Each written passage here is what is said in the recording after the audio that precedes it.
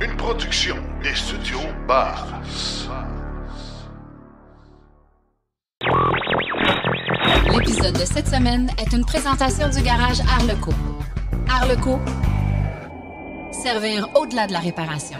Enfin, Nordvolt débarque au Québec. La parodie d'Arnaud Soli, c'est drôle ou pas? Les données sont encourageantes pour Rivian et 1732 km en une seule journée pour un semi-Tesla. Hitachi Energy déploie des solutions de recharge intégrées pour le RTC. Sébastien Côté nous parle de faire face à des multiples réservations de véhicules électriques, tandis que Stéphane Levert nous parle de son essai de la GV70 électrifiée. En grande entrevue, on parle des projets d'électrification chez Hitachi Energy et leur projet de recharge pour autobus à la RTC. Nos chargeurs sont des tiroirs, donc ils peuvent être changés. Donc ce n'est plus du tout l'approche que vous voyez par exemple dans nos rues ou quoi que ce soit. C'est vraiment des salles électriques intégrées. Tout ça et bien plus encore dans l'épisode 159 de Silence on roule.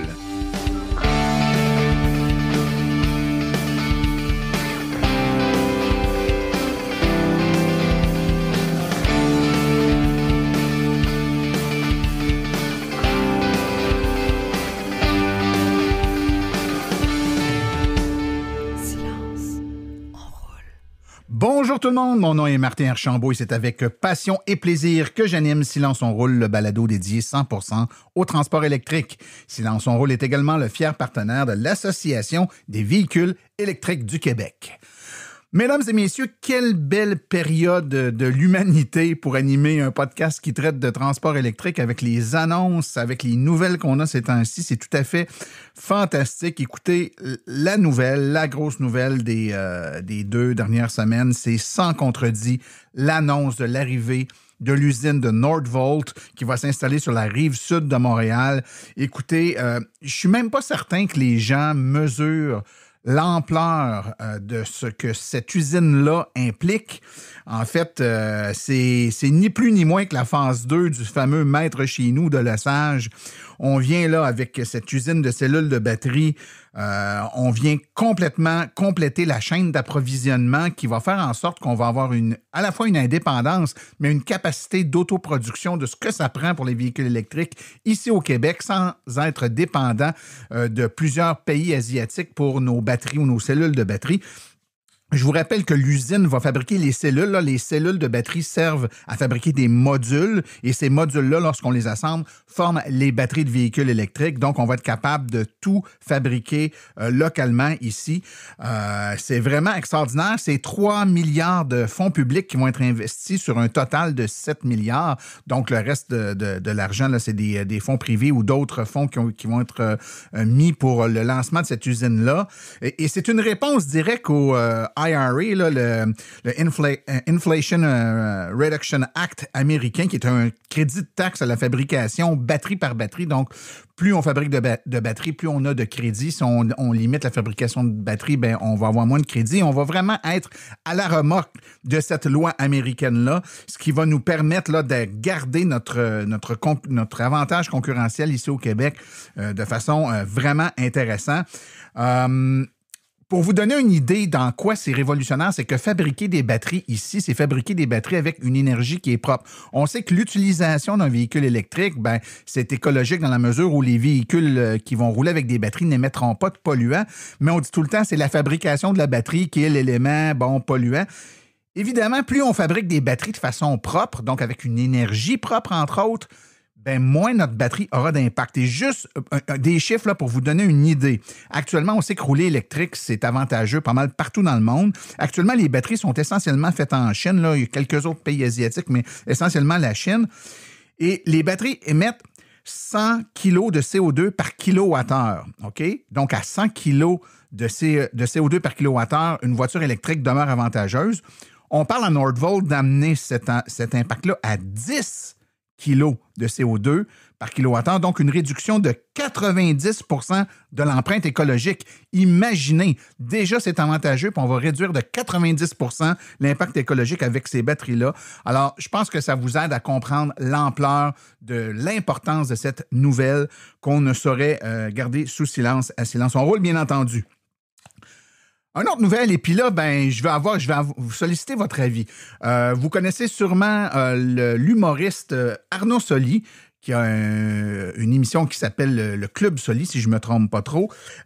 Et bon, c'est des sketchs humoristiques, bien entendu. Et dans le cadre de cette émission-là, il a produit une chanson, comme il fait souvent, mais là, c'est une chanson humoristique qui traite de la voiture électrique. Ça reprend une multitude de clichés sur la voiture électrique. Écoutez, je vous propose de l'écouter et je vous reviens tout de suite après avec des petites questions pour vous.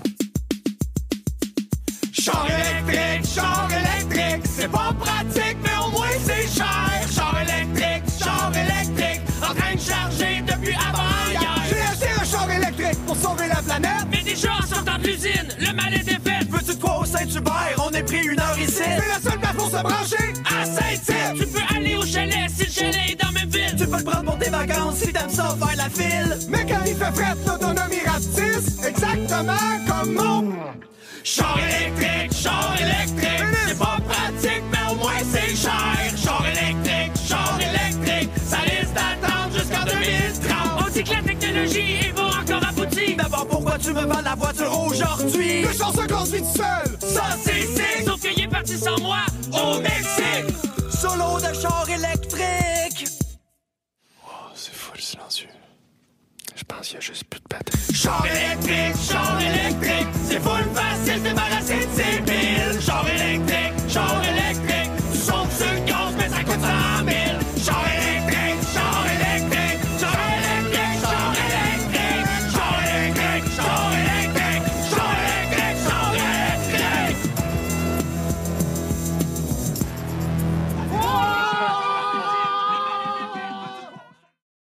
Alors, qu'est-ce que vous en pensez? Bien sûr, c'est de l'humour, là, on comprend, puis il faut être capable de voir le deuxième degré là-dedans. Puis on sait qu'il y a une multitude d'humoristes et de personnalités connues qui ont des voitures électriques. Si on reste dans les humoristes, on a eu Martin Cloutier ici au podcast Silence on roule. On sait que Mike Ward roule dans Tesla, tout ça, puis n'ont que du positif à dire sur les voitures électriques. Mais est-ce que ce genre de sketch humoristique qui reprend, je l'ai dit, une pléiade de clichés sur la voiture électrique aide ou nuit à la cause? J'aimerais vous entendre, j'aimerais connaître votre opinion là-dessus. Je vous invite à le faire idéalement sur notre boîte vocale question.silenceonroule.com, question.silenceonroule.com. Si vous préférez le faire par écrit, martin@silenceonroule.com. Et puis, dans une prochaine émission, là, on pourra rediscuter de ça et faire écouter certaines de vos opinions sur le sujet. Alors voilà, et je tiens à vous dire qu'on a essayé d'entrer en contact avec l'équipe de production de l'émission ainsi que la gérance de Arnaud Soli, mais ils ont décliné la présence à Silence on roule. Sans plus tarder, je vous propose qu'on aille tout de suite écouter les actualités parce qu'on a une émission bien chargée aujourd'hui. Entre autres, on va avoir comme grand sujet la compagnie Hitachi Energy et leur projet en lien avec l'électrification des transports, là, des véhicules plus lourds, les autobus et les camions lourds. Donc, ça va être très intéressant. Alors, on va écouter l'actualité puis on poursuit avec Silence on roule. Vous voulez des produits qui permettront d'augmenter la valeur de revente de votre véhicule? Chez Précision PPF Vitres teintées, nous sommes à votre service depuis 2015. Nos maîtres installateurs sont tous certifiés et ont plus de 17 ans d'expérience dans le domaine.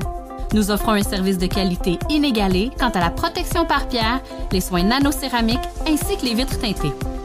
Notre pellicule par pierre ultra résistante est invisible et conservera l'intégrité de votre véhicule tout en prévenant la rouille et en protégeant la peinture contre les débris de la route. Notre traitement nanocéramique possède un puissant effet hydrofuge et il préserve l'éclat et la brillance de votre peinture pour en faciliter l'entretien.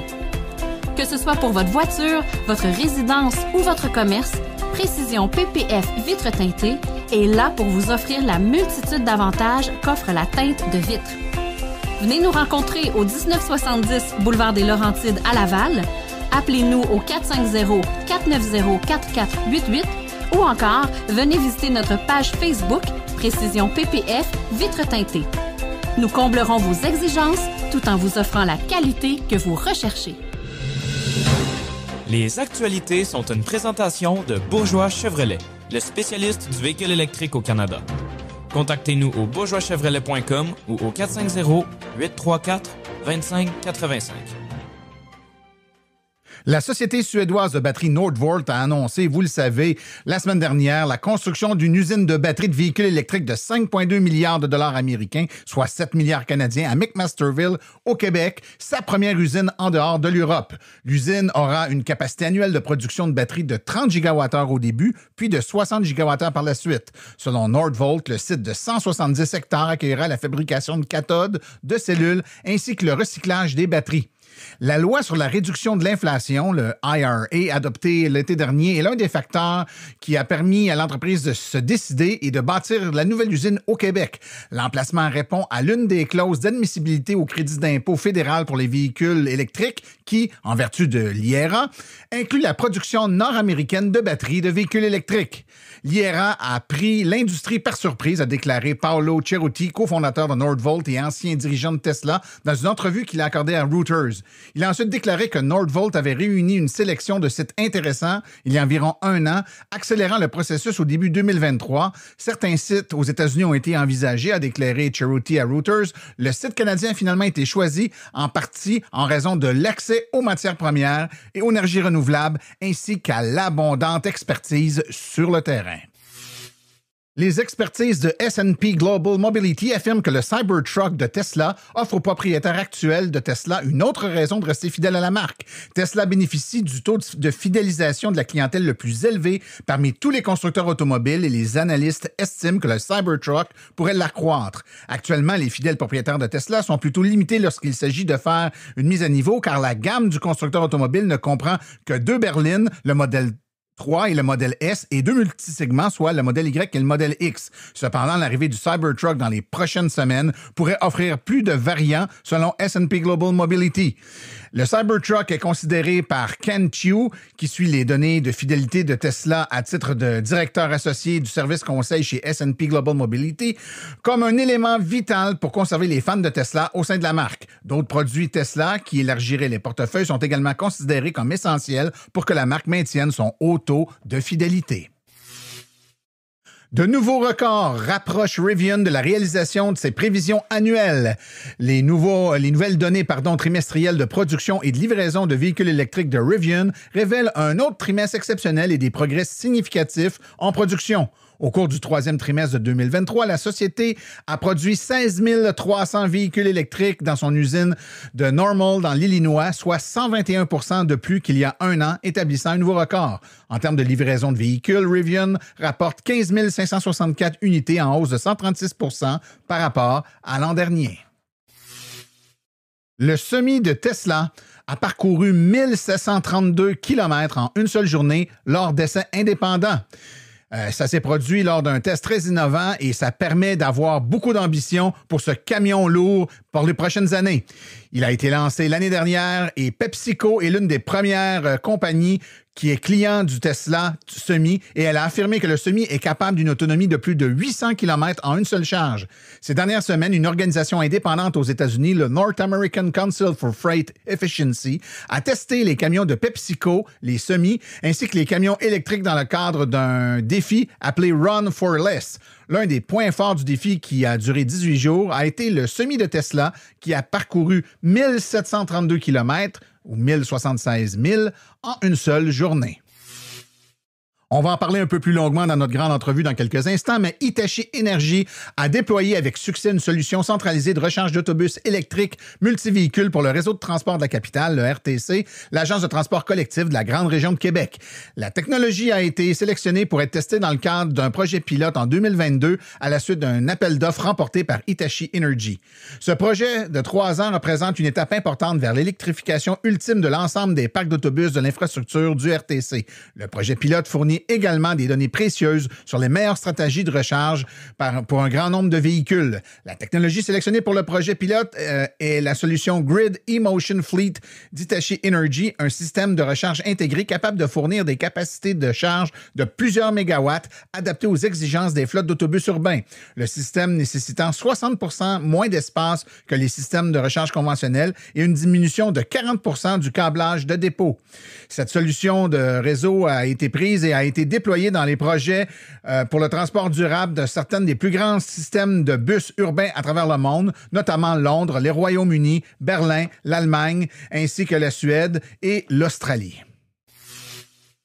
Tesla a mis à jour son site web américain pour ajouter un modèle Y à propulsion moins cher avec un prix de base de 43 990 $ américains, ce qui, après incitatif, pourrait en faire le modèle Y le moins cher disponible aux États-Unis. Le nouveau modèle remplace le modèle Y All-Wheel Drive auparavant avec la version qui était la version la moins chère, avec un prix de base de 47 740 $ américains, qui a été abandonné le mois dernier suite à une décision surprise. Il est question d'un véhicule à propulsion arrière plutôt qu'à traction intégrale, donc avec un moteur en moins qui permet d'économiser de l'argent pour ceux qui n'ont pas besoin des deux moteurs. Il est également une question d'une batterie qui coûte moins cher.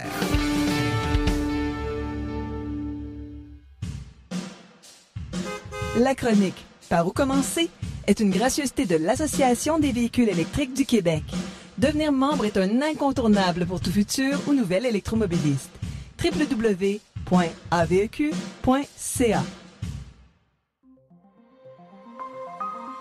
Par où commencer? Avec Sébastien Côté.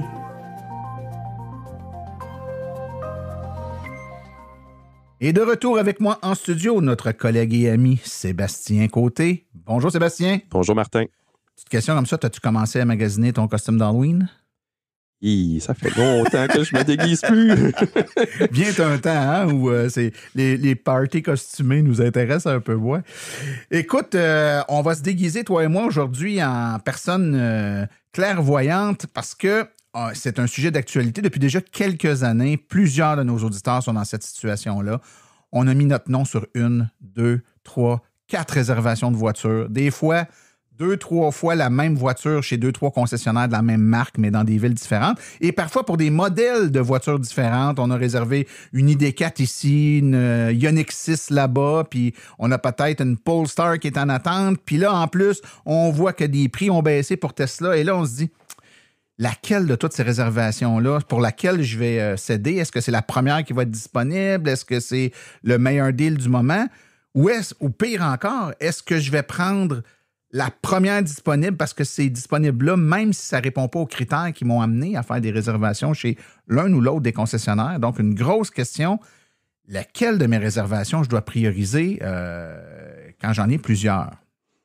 Oui, c'est un gros sujet. Puis en fait, c'est quelque chose qu'on n'aurait pas parlé peut-être là 5 ans. C'est assez jeune comme sujet. C'est sûr que les années 2021-2023 ont été particulièrement difficiles au niveau de la chaîne d'approvisionnement. Puis, bon, le secteur des véhicules électriques a été assez touché. Puis, ça a eu comme effet, justement, comme tu as mentionné, que les gens vont s'en réserver plus d'un. Puis, parfois, même réserver des choses vraiment à l'opposé. Un petit véhicule, un gros véhicule, un SUV, une voiture, des budgets complètement différents. Fait que c'est pour ça, maintenant, il faut peut-être s'asseoir. Oui, il y a une étape préalable de réflexion. Hein? Oui. Ben oui, qu'est-ce qu'on a vraiment besoin? Mais même quand on a fait notre travail, là, je vais donner un exemple où on réserve 2-3 véhicules différents, mais de même catégorie. Là, hein? C'est le même type de véhicule qui répond à nos besoins.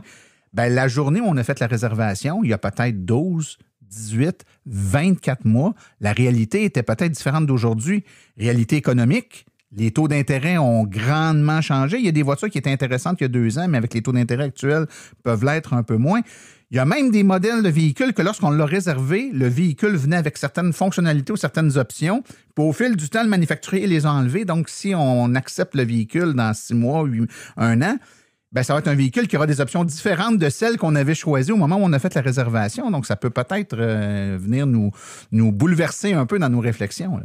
Oui, effectivement. Puis, il ne faudrait pas attendre justement à l'appel du premier concessionnaire ou même la surprise qui pourrait nous arriver qu'il y en a un qui nous tombe sur la table le lendemain matin.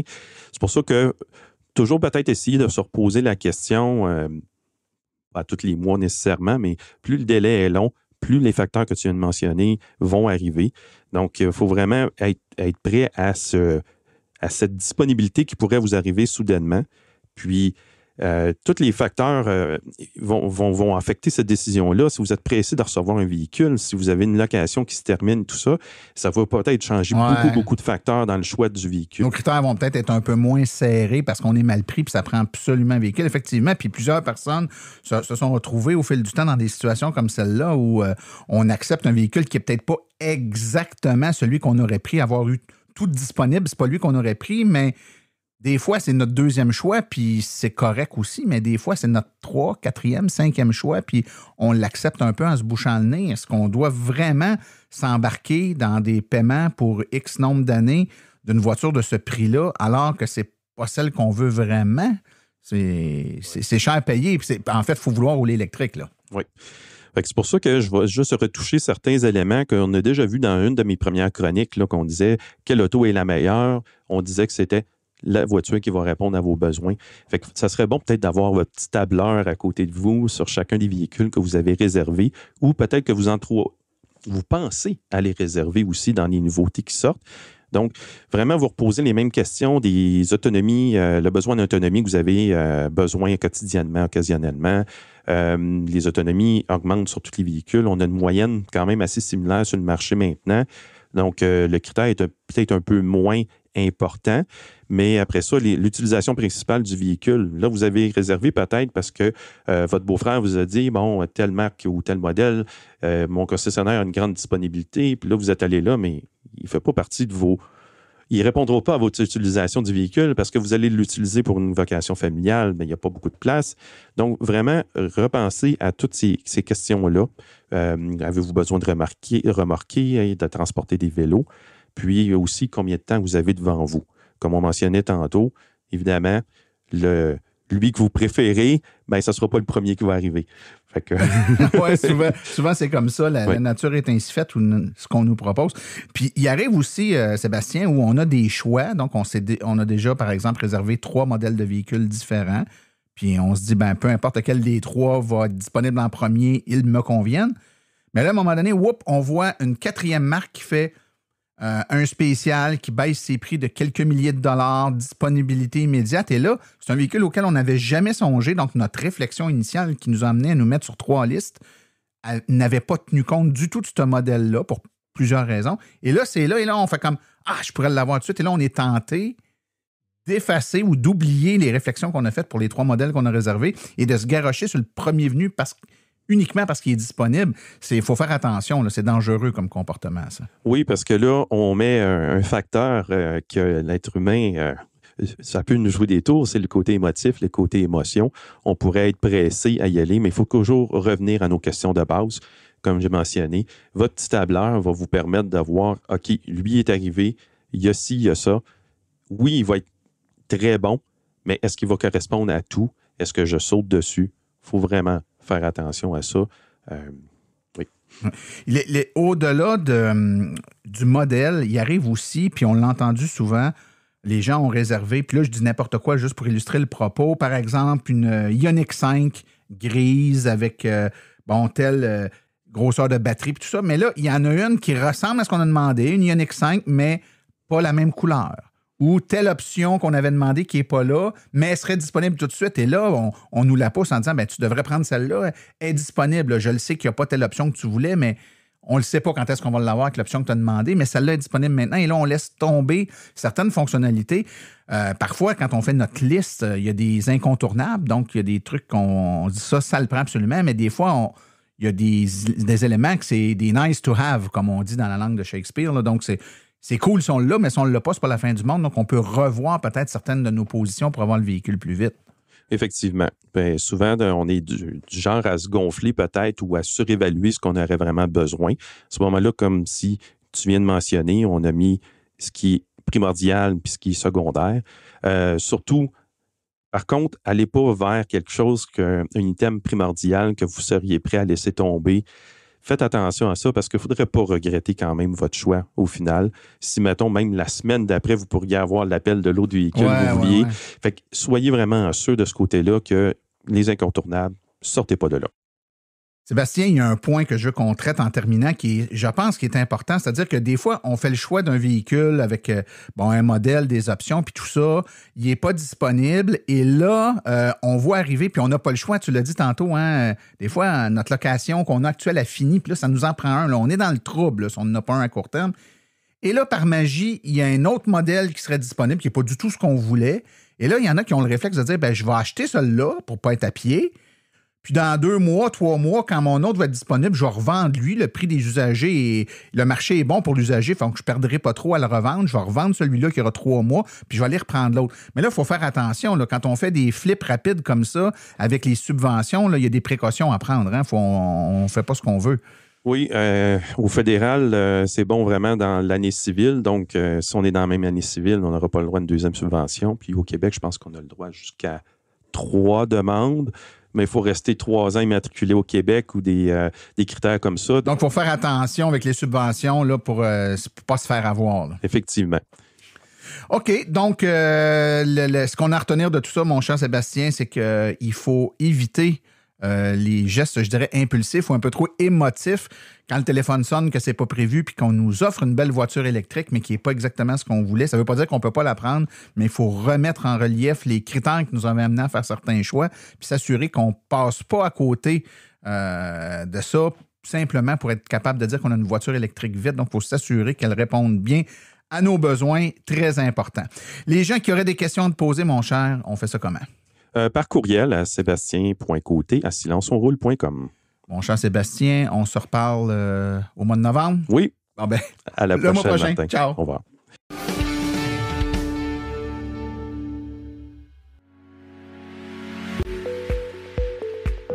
Vous venez de faire le saut vers l'électrique et devez réfléchir à vos recharges. Vous voulez une borne au chalet? Vous voulez une solution rapide et sans embûches? Il n'y a qu'une solution, Hydro-Solutions. Depuis plus de 60 ans, Hydro-Solutions est une entreprise québécoise de confiance. Vous les connaissez pour les chauffe-eau, mais ils offrent également un service clé en main pour les bornes de recharge. C'est définitivement l'avenue à privilégier afin de faire affaire avec une entreprise d'expérience qui s'occupera de tout. Demandez une soumission gratuite et sans engagement de votre part au www.hydrosolutions.com. Une seule visite sur leur site web vous permettra de constater la simplicité avec laquelle vous pouvez entamer une démarche afin qu'ils prennent tout en charge. L'analyse de votre situation, l'installation d'une borne de qualité par un installateur certifié et même, au besoin, le financement sur 24 ou 48 mois. Par la suite, en cas de problème, leur équipe d'experts est là pour vous. Hydro-Solutions, leur mission, vous simplifier la vie.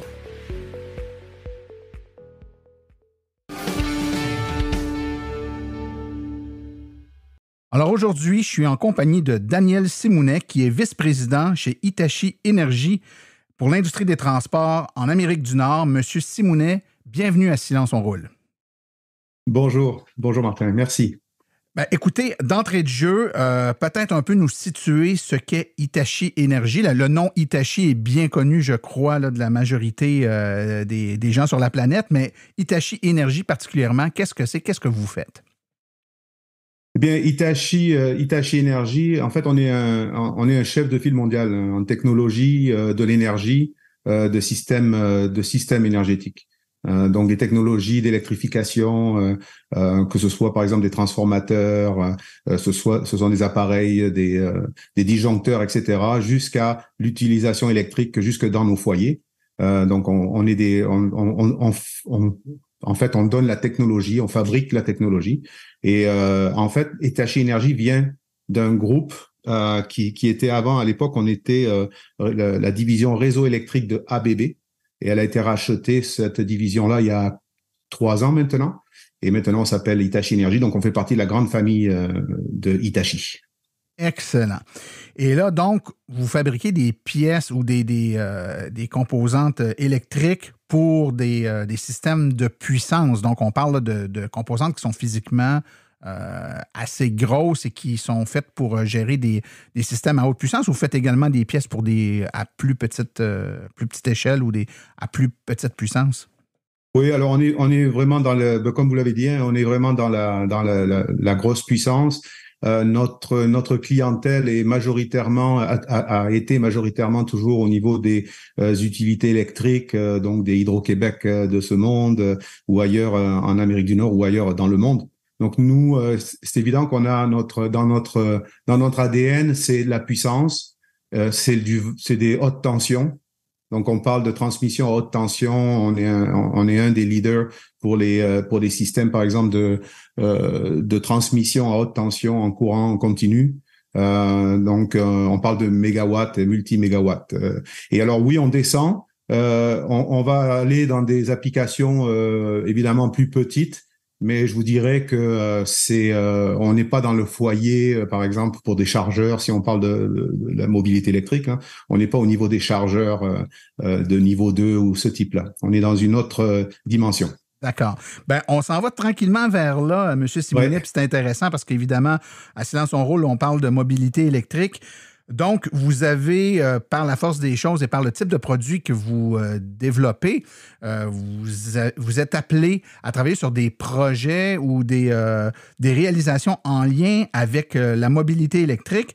Parlez-nous donc du type de projet dans lequel vous avez été impliqué. Oui, tout à fait. Alors nous, du côté de Hitachi Energy, comme on travaille avec la haute puissance, on a une approche un peu différente par rapport à la mobilité électrique. On a commencé à regarder, il y a quand même pas mal d'années, ça fait à peu près 10 ans, on a commencé à regarder le côté appel de puissance, qu'est-ce que les bus, les autobus électriques ou les camions du futur ou même les voitures feront comme demande au niveau puissance.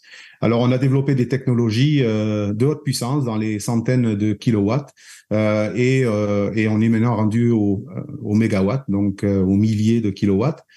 Et donc ça a été notre conception. Donc on fait vraiment des systèmes centralisés, nous, de haute puissance. On ne fabrique pas de système pour les voitures. Alors dans les projets sur lesquels on travaille, on a surtout un focus, par exemple, sur les parcs d'autobus électriques. Ça c'est le premier candidat sur lequel on travaille, où on a développé des technologies de recharge.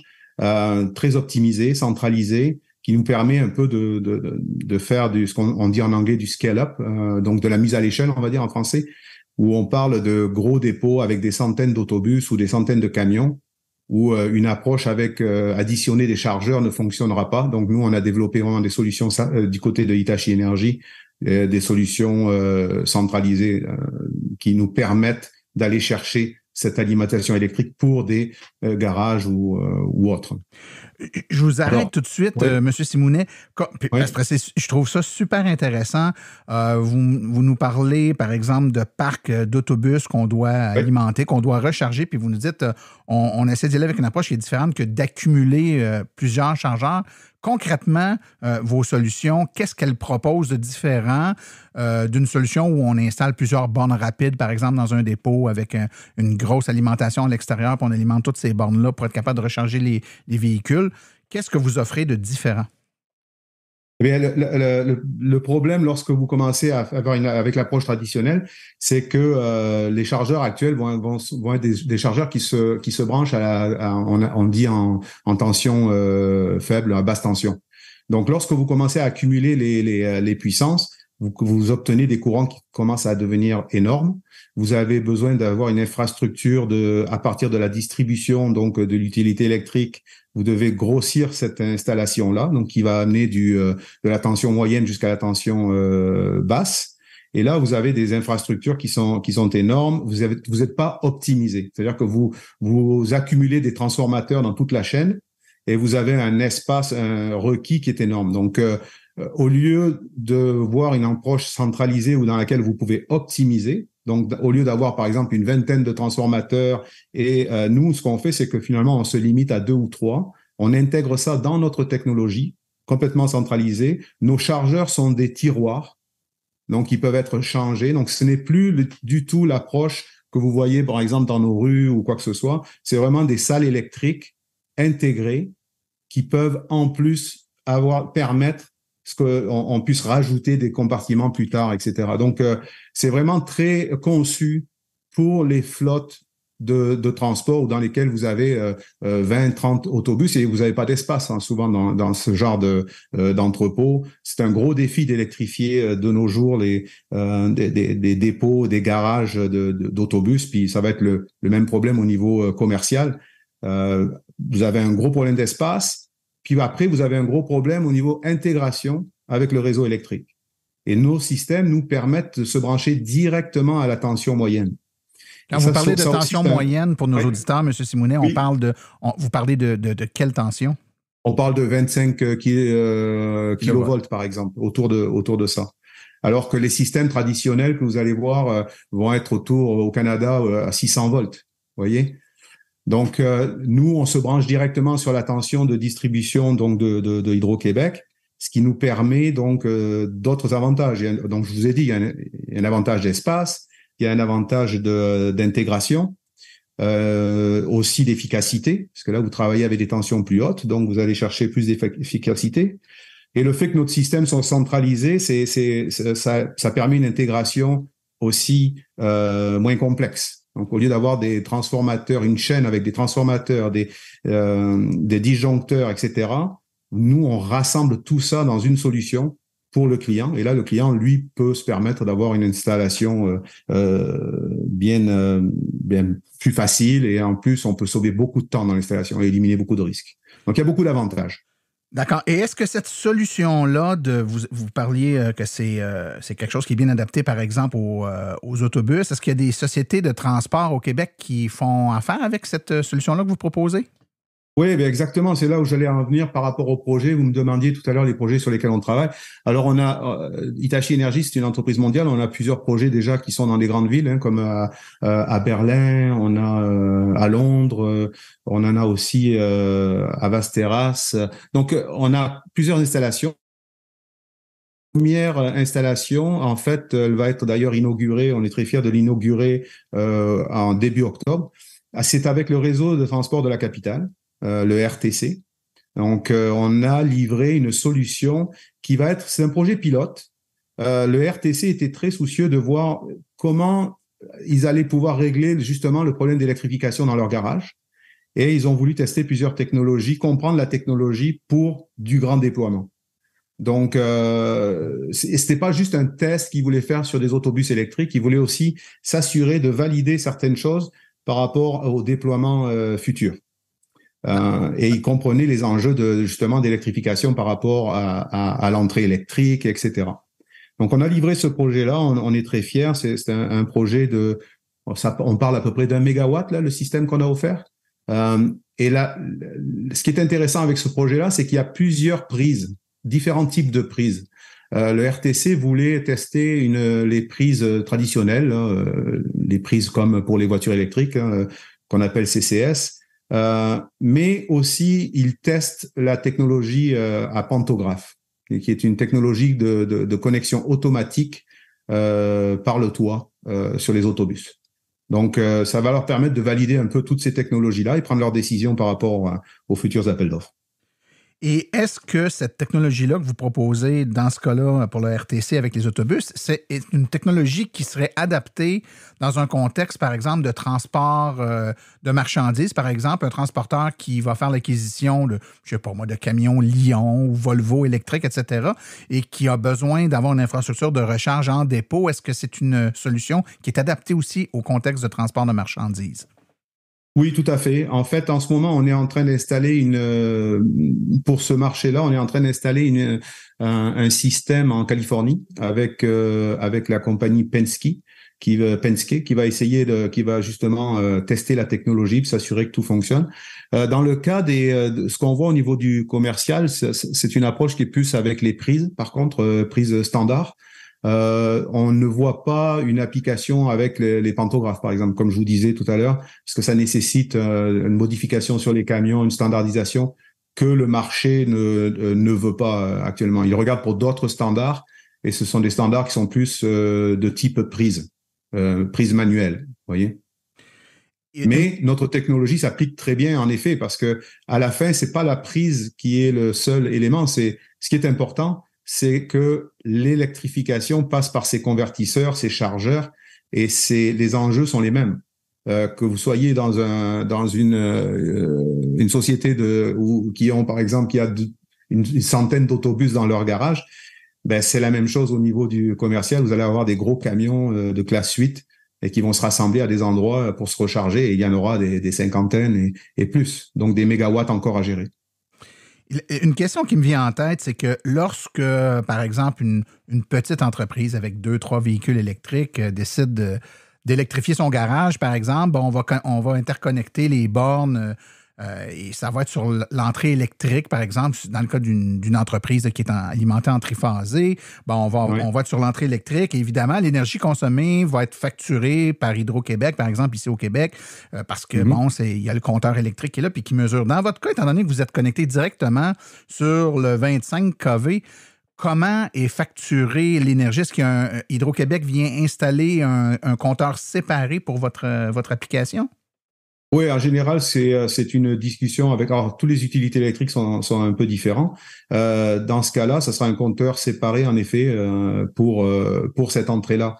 Justement, là, vous touchez un point intéressant, c'est que lorsque vous avez un utilisateur, un client qui va brancher trois camions, par exemple, et qui peut se brancher sur son réseau 600 volts, donc son réseau basse tension sur son édifice.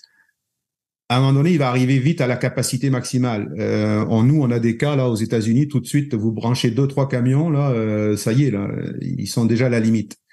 Alors, en plus, c'est qu'il faut que vous fassiez toute votre infrastructure dans le building si vous voulez rajouter des prises, par exemple. Avec notre solution, vu que c'est une approche centralisée, complètement indépendante du building, ben, ce que vous faites, c'est que vous mettez en parallèle, finalement, de l'édifice. Et là, c'est beaucoup plus facile à tirer les câbles, etc. Et vous avez juste à avoir une entente avec votre utilité électrique et lui dire, bon, ben voilà, moi, j'ai besoin d'une certaine capacité, une certaine entrée électrique, et vous me la mettez en réseau moyen, et à ce moment-là, vous avez une entente directe avec eux. On entend souvent parler, M. Simounet, je vais utiliser le terme fragilité, fragilité, ou encore les limites qui sont sur le point d'être atteintes sur certaines portions du réseau de distribution électrique. Quand on arrive avec des systèmes comme les vôtres qui vont venir chercher 1 mégawatt ou en puissance, ou peut-être même plus dans certains cas, est-ce que vous êtes parfois confronté à une incapacité ou une indisponibilité de puissance sur le réseau de distribution? Mais clairement, ça va être l'enjeu. Ça, c'est clairement un enjeu.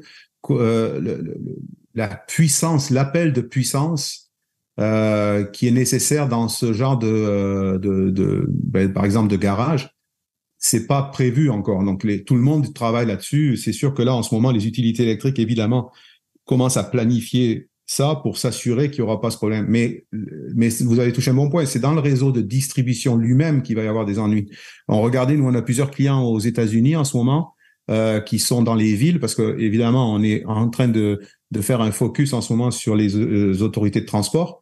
Donc, vous imaginez bien que les grosses villes, Chicago, New York, tous ces gens-là, il faut qu'ils amènent des mégawatts dans une ville qui, des fois, peut pas se le permettre. Alors évidemment, tout ça va marcher seulement si, évidemment, on travaille avec les utilités électriques, mais c'est aussi que les technologies soient efficaces et que les technologies soient, et là, j'en ai pas parlé encore, mais nos technologies, nous, sont avec une approche d'intégration logicielle. Et le logiciel va permettre de pouvoir gérer les appels de puissance, quitte à même associer des systèmes de gestion de l'énergie. Là, on parle de batteries, de packs de batteries sur le réseau, associés avec un logiciel qui va nous permettre de lisser le courant, par exemple. Donc, les technologies existent. On a plusieurs cas, nous, sur lesquels on travaille pour ce genre de problématiques, donc les appels de puissance. Et en plus, ça peut être une technologie qui peut nous permettre d'avoir l'entrée électrique au moment opportun. C'est-à-dire que vous pourriez fonctionner avec, par exemple, un pack de batterie sur le réseau qui vous permet d'avoir l'appel de puissance, et vous attendez que votre entrée électrique soit remontée par votre utilité électrique. Donc, il y a des solutions. C'est pas facile, mais c'est des choses qui se planifient. c'est des choses qui se discutent surtout avec l'utilité électrique. Et après ça, c'est avec les manufacturiers, voir est-ce qu'il n'y a pas des solutions entre deux qui pourraient permettre d'éviter le problème dont vous parlez. Écoutez, le temps file, mais en terminant, j'aimerais avoir votre vision en lien avec comment on va faire pour y arriver. On parle de cas bien précis, mais si dans 10, 15, 20, 25 ans, la majorité des entreprises s'électrifient au niveau du transport, la quantité de puissance qui va être requise à certains endroits donnés, on peut penser par exemple à des parcs industriels où il y a énormément d'industrie et de camionnage qui est à cet endroit-là. Comment on peut y arriver? Est-ce que, et je vous pose la question, l'autoproduction locale est un incontournable ou on va être capable d'y arriver uniquement en gérant mieux l'énergie que nous fournissent les utilités comme Hydro-Québec? C'est que chaque région a ses propres réalités. On le voit, par exemple, au Québec, c'est une réalité différente que la Californie, clairement, au niveau de l'alimentation électrique. Mais oui, je pense que on a en tout cas, du coup, point de vue technologique, je vais vous répondre d'abord. On a les technologies pour nous permettre d'avancer. C'est pas vrai que tout va se faire d'un coup. Donc, ça peut se planifier et les technologies peuvent rencontrer en tout cas, répondre à ces besoins. Donc, après, pour les gros parcs, tranquillement, les puissances vont arriver et comme ça va pas arriver d'un coup, c'est très possible de rajouter les chargeurs au fur et à mesure que le réseau, lui, se fortifie et que la puissance augmente. Donc, après, associé avec des technologies, comme vous dites, de distribution, de génération locale, qui est peut-être plus compliqué au Québec à cause de nos conditions climatiques, etc. Mais par exemple, en Californie, c'est évident que ça passera par de la ressource renouvelable avec panneaux solaires ou éoliens mélangés avec le réseau électrique et des chargeurs intelligents. Donc, oui. La réponse est oui, ça va passer inévitablement par ça, mais peut-être que les solutions seront un peu différentes au Québec versus la Californie. Alors, ceux qui veulent en savoir un peu plus sur les solutions proposées par Hitachi Energy, évidemment, on va mettre les liens vers l'entreprise dans les liens attachés au podcast. Monsieur Daniel Simounet, qui est vice-président pour l'industrie du transport chez Hitachi Energy, merci beaucoup pour votre disponibilité aujourd'hui. Et merci à vous de m'avoir reçu. Bonne journée.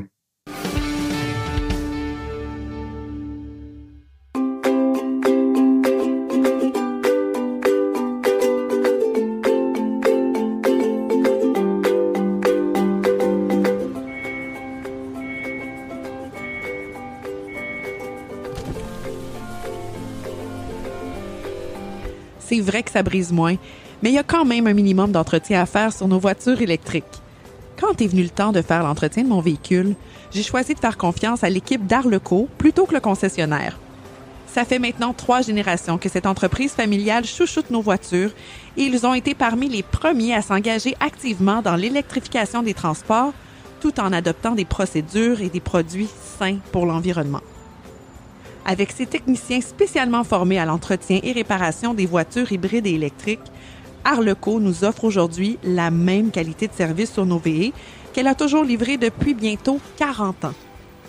De plus, chez Arleco, j'obtiens 10 % de rabais sur la main-d'œuvre et les traitements anti-rouille avec ma carte membre hors de l'AVEC. Arleco Génération 3, 8470 boulevard Parkway à Anjou, 514-352-1446 ou arleco.ca.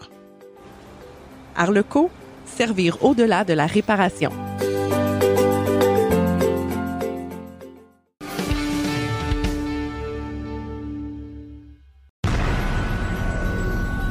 La chronique Rouler vert est une présentation de Bourgeois Chevrolet, là où le service à la clientèle et les voitures électriques sont prises au sérieux. bourgeoischevrolet.com ou le 450-834-2585.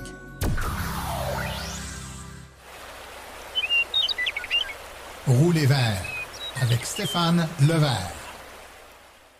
Bonjour chers auditeurs, j'espère que vous allez bien. Plus tôt cette année, je vous avais parlé d'une voiture Genesis, la G80 électrifiée. Voiture que dans le fond, Genesis offre aussi dans des variantes à essence, mais qui avait décidé d'électrifier et rendre une version électrique. Donc aujourd'hui, je vais vous parler d'un véhicule qui est applique exactement le même principe, mais cette fois-ci, un VUS, le GV70 électrifié. Donc, au même titre que la G80, Genesis arrive au Canada avec une seule version disponible au Canada. Et dans ce cas-ci, pour le GV70, c'est la version Prestige à 4 roues motrices. Donc, cette version-là, le PDSF pour 2023 était de 84 000 $ et pour 2024, une hausse de 500 $ pour être à 84 500 $. Je vous rappelle que chez Genesis, les frais de transport et préparation sont inclus dans le prix qui est affiché. Il faut juste rajouter les frais de climatiseur et la taxe de pneus qui vient s'ajouter sur le montant que je vous ai divulgué plus tôt. Donc, ce montant-là, si on compare par exemple à la compétition du GV70 électrique, on parle par exemple, Cadillac Lyriq dans sa version luxe équipée, ou le BMW iX de base, c'est exactement dans les mêmes barèmes de prix. Donc, maintenant, au niveau technique, on parle d'une batterie d'une capacité de 77,4 kWh de 800 volts, donc tout comme la G80 électrifiée que je vous ai parlé plus tôt cette année. Ça n'utilise pas la plateforme partagée EGMP du groupe coréen Hyundai dans la grande famille Hyundai. Par contre, c'est la même architecture électrique qu'on amène dans le GV70, qui va, par exemple, vous donner aussi des capacités de V2L, qu'on appelle donc de pouvoir alimenter des appareils à l'extérieur, autant dans l'habitacle qu'avec un adaptateur qu'on va pouvoir brancher dans le port de recharge pour pouvoir alimenter des appareils que vous auriez à l'extérieur de votre véhicule. Donc, autre que la différence que ce modèle-ci est propulsé par des moteurs électriques plutôt qu'un moteur à essence, tout le reste du véhicule est identique à ces variantes à essence. Donc, tout l'aspect extérieur, autre que le fait qu'il va y avoir une trappe à l'avant pour pouvoir brancher le véhicule, tout le reste du design est identique. Même chose à l'intérieur, donc on retrouve la même finition, très bien finie, très solide. D'ailleurs, j'aime beaucoup cet aspect-là des produits coréens électriques que j'ai essayé jusqu'ici. C'est des véhicules qui sont exemplaires au niveau de cet aspect-là. J'aime vraiment beaucoup ça. Au niveau de l'espace pour les occupants, c'est très généreux. Donc, les espaces, autant à l'avant qu'à l'arrière, sont très bien installés à bord. C'est confortable, même que le conducteur va bénéficier d'un siège massant. Donc, super pratique pour les longs trajets, pour pouvoir être moins fatigué, arriver à destination. Au niveau de l'espace cargo maintenant, on ne peut pas dire que c'est la plus grande force du GV70. Au niveau du coffre, le seuil est quand même relativement assez élevé, qui offre un espace, je dirais, raisonnable, sans être nécessairement l'aspect que vous devriez rechercher si vous vous dirigez vers le GV70. En termes de comportement routier, c'est un véhicule qui se débrouille relativement bien, mais encore là, c'est pas une vocation sportive que vous devriez rechercher dans ce véhicule-là. On a une puissance totale de 320 kW combinée des deux moteurs, qui est correct selon moi pour le véhicule qu'on a, le poids qu'on doit déplacer avec un véhicule électrique de ce type-là. C'est tout à fait convenable. Petit mot sur le système multimédia à bord. On retrouve un écran central de 14,5 pouces qui est tactile. Par contre, pour pouvoir l'atteindre à l'aide du doigt, vous allez devoir vous avancer un petit peu pour pouvoir l'atteindre. La meilleure façon, c'est vraiment d'utiliser la molette sur la console centrale qui est vraiment faite pour pouvoir contrôler lorsque vous conduisez. Et derniers aspects, lorsqu'on parle d'un véhicule électrique, l'autonomie et les capacités de recharge, donc le GV70, Genesis annonce 350 km d'autonomie. Moi, je vous dirais que c'est un chiffre qui est très pessimiste et qui serait facile d'atteindre cette distance-là et même et même de faire mieux. Donc, à ce niveau-là, moi, je vous dirais, n'ayez pas peur d'un chiffre que vous pourriez juger plus bas que ce que vous attendriez d'un VUS de ce prix-là. Au niveau de la recharge rapide, ce qui est intéressant avec Genesis, c'est que avec l'architecture 800 volts, évidemment, ils peuvent annoncer des puissances de recharge beaucoup plus élevées que la compétition. Donc, on parle ici de 250 kW. Ce qu'ils annoncent, c'est de passer de 10 à 80% en 18 minutes. On s'entend que c'est dans des conditions idéales, avec une batterie qui aurait été préconditionnée à l'avance, avec une température optimale à l'extérieur. Donc, moi, ce que j'ai voulu faire, c'est de tester avec des bornes qui sont accessibles pour le commun des mortels, qui sont très répandues au Québec. Donc, Circuit électrique a une borne près de chez moi qui a une puissance de 120 kW. Donc, 120 kW, c'est pas dans ce qui est le plus puissant qu'on peut trouver sur la route, mais non plus dans les bornes les moins puissantes. Donc, moi, j'ai trouvé que c'était une puissance qui était idéale pour pouvoir faire un test réaliste des bornes qu'on croise le plus souvent maintenant. Donc, sur la 120 kW, ce qui est intéressant, c'est que je suis arrivé avec un pourcentage de charge restant de 20%. Et dès le départ, le GV70 a été capable d'obtenir le 120 kW et il a maintenu ça pendant 24 minutes jusqu'à 80%. Donc, j'ai pu bénéficier de la pleine puissance de la borne qu'elle pouvait me donner pendant tout le long de ma recharge. Il n'y a eu aucun plateau dans lequel la puissance aurait diminué, par exemple, à 50% ou à 60%. Ça a vraiment maintenu la pleine puissance jusqu'à 80%. Donc, au-delà des puissances maximales que les manufacturiers peuvent annoncer qu'un véhicule peut accepter, ce que je trouve intéressant dans le test que j'ai fait ici, c'est que le GV70 a été capable d'accepter une puissance d'au-delà de 100 kW jusqu'à au moins 80%, ce que je trouve excellent. Donc, pour le mot de la fin, je réitère que Genesis, c'est une marque de luxe qui est extrêmement sérieuse, mais pour moi, quelqu'un qui serait intéressé, comme dans ce cas-ci, pour un VUS de luxe électrique, je l'envoie faire un essai routier chez Genesis sans hésiter. Alors, c'est ce qui met fin à ma chronique d'aujourd'hui. J'espère que ça vous a plu. Donc, d'ici ma prochaine chronique, c'était Stéphane Levert qui vous souhaite bonne route.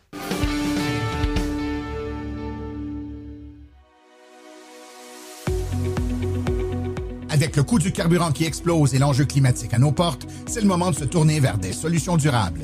Chez Cubex Équipement, nous accompagnons les municipalités et les entreprises à faire ce virage vert en offrant des options 100% électriques. Depuis 2021, le Max-EV a fait son entrée remarquée sur le marché des véhicules utilitaires électriques compacts à basse vitesse. Il se distingue largement de la compétition. Les avantages d'un camion électrique sont grands. Des coûts d'opération beaucoup plus bas, aucun besoin d'éteindre le véhicule à l'arrêt, des coûts d'entretien fortement réduits et zéro émission de CO2. Le Max-EV est doté d'une transmission efficace, d'une suspension indépendante aux 4 roues, des freins à disque hydrauliques ainsi que le chauffage et la climatisation. C'est actuellement le seul véhicule de sa catégorie à être doté de batteries lithium-ion ultra performantes, à pouvoir tirer une remorque jusqu'à 1500 livres. Boîte ouverte, benne basculante, boîte cargo ou porte-échelle, Cubex Équipement saura vous fournir le modèle de Max-EV qui saura faciliter votre travail au quotidien. Le Max-EV est éligible à une subvention de 12 500 $. Pour en savoir plus, contactez-nous au 1-877-GO-CUBEX ou visitez le www.cubexltee.com.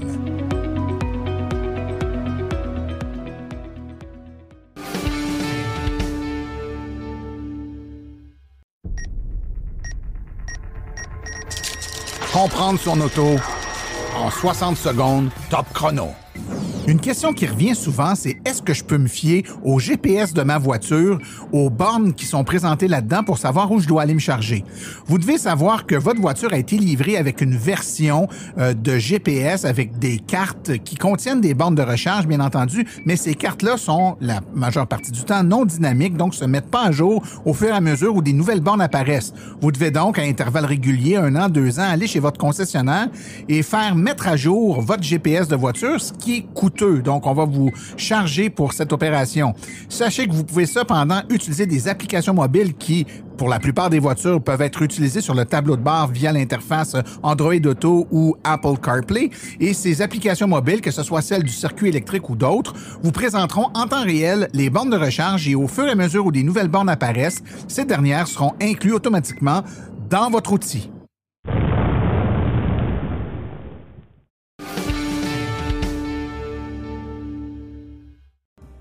Trois événements à venir dans les prochaines semaines dans le monde de l'électromobilité. Premièrement, l'AVEC débarque au salon 50 ans et plus de l'Estrie. C'est au centre des foires de Sherbrooke, au 1600 boulevard du Plateau Saint-Joseph.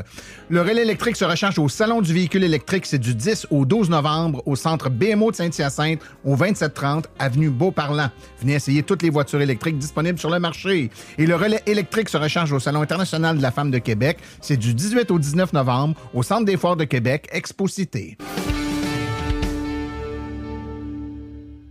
Ceci conclut l'épisode d'aujourd'hui. Remerciements sincères à nos invités et collaborateurs, c'est-à-dire aujourd'hui Daniel Simounet, Sébastien Côté et Stéphane Levert. À la recherche, Martin Archambault, Stéphane Levert. Merci à nos chroniqueurs. Stéphane Levert, Claude Gauthier, Laurent Gigon, Philippe Corbeil, Sébastien Côté, Cédric Ingrand et Daniel Rochefort. Aux communications, Marie-Hélène Hamelin, thème musical François Villot, Luc Poirier et Marie-France Falardeau. Réalisation et production, les Studios Basses. Un merci spécial à Arleco, notre commanditaire principal, ainsi qu'aux autres annonceurs qui rendent l'émission possible, c'est-à-dire Hydro-Solutions, Précision PPF, Vitres teintées, Cubex Équipement, Fizz Électrique, Bourgeois Chevrolet, Création L'Escarmot et le magazine L'Alternative électrique et finalement l'Association des voitures électriques du Québec. La reproduction est permise, mais nous apprécierions en être avisés. Les questions sur le balado doivent être adressées à martin@silenceonroule.com et pour l'information générale sur les voitures électriques, visitez le www.aveq.ca. Vous avez également accès aux archives de tous nos épisodes au archives-silenceonroule.com. Finalement, vous pouvez nous laisser un message vocal sur notre boîte vocale numérique au questions.silenceonroule.com. Mon nom est Martin Archambault et d'ici le prochain balado, j'espère que vous attraperez la piqûre et direz vous aussi, silence, on roule.